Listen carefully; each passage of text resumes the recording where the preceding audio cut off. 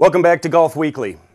Regardless of the level of golf you play, this segment's for you, so you're going to want to watch.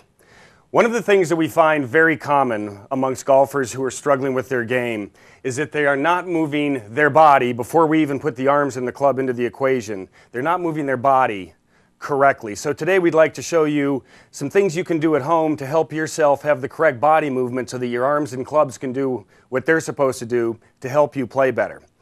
Here between us, my big friend RJ here has built a contraption that we use over at the Island Golf School and the Junior Players Golf Academy. We so affectionately call this the butt board, and we're going to show you why in a sec.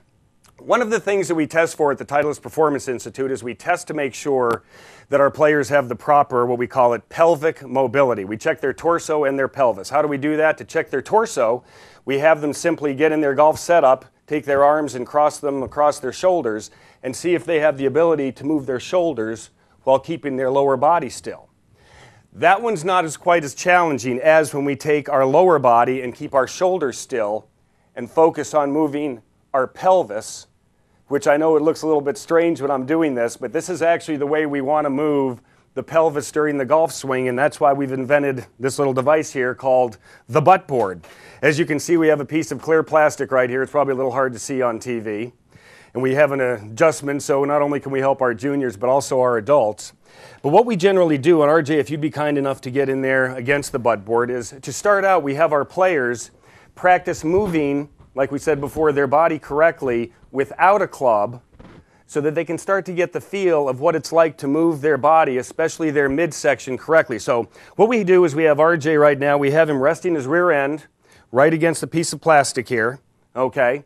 And we make sure that if he does his backswing, he wants to feel as though his right butt cheek is pushing against this. And this is something you can do at home. You can get against a door at home or against a wall and do this same thing, okay? So that's why we want to show you this. Right here, he's pushed in against it, which means he's loading up correctly. He's taking his right quadriceps here. He's really getting himself ready to fire, almost like a discus thrower when they're getting ready to really fire. He's really loading up. And then when he comes through, he slowly rotates. And as you can see, his left butt cheek came over here and hit the other side of the butt board until after what would be impact, and then he can obviously stand up and off of it. So, RJ, why don't you do a few of those, and I'm going to hold it right here where it's right cheek, left cheek, and then to your finish. Yeah, right there. Right cheek, right to your finish. One more time. Now, let's go ahead and show everybody at home what happens when somebody doesn't do it correctly. What we generally see more than anything out of our students a lot of times, they load up and they tend to what we call pelvic thrust, go ahead back, and they thrust at the target or at the ball.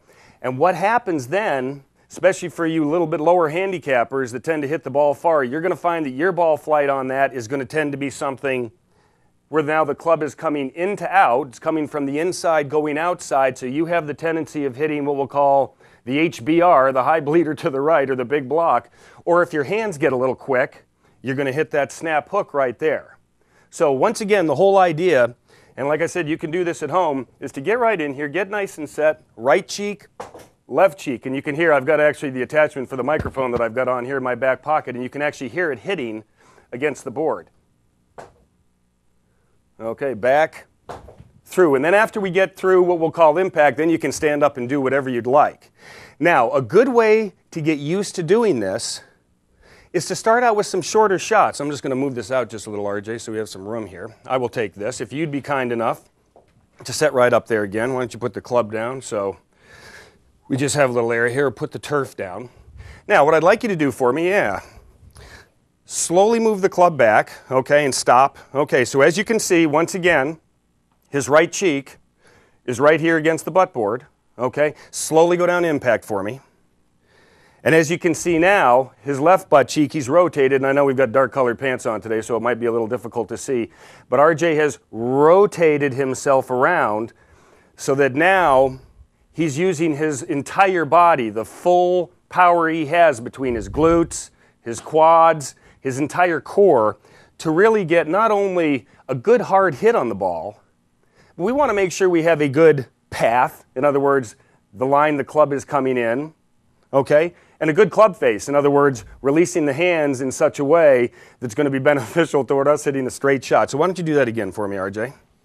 And just make some little swings right there. I'm going to hold it in place here. Yeah. There you go. And just doing these little swings will start to get you the feel. You know, we want to start out kind of, you know, baby stepping a little bit, because like I said before, this is one of the most common things we find are the golfers that get set in here. They swing back and then, they kind of throw their pelvis out toward the golf ball, and that's when we usually get the flicking of the hands, or sometimes when they do that, they kind of throw the club out there, come over the top, and makes it very easy to hit that high, weak one. After we do it with little shorter shots, then we'll generally have them take a little bit of a shorter club here. This is also a little bit of a weighted club. Okay, swing it up for me and stop. Now slowly go down and through. Slow. Okay. And right there. Okay, let's do it again. And do this slowly. You want to teach yourself to do it, once again, like I said before, we're baby stepping, okay? But this is going to be crucial for you improving your golf game, is having the right pelvic motion.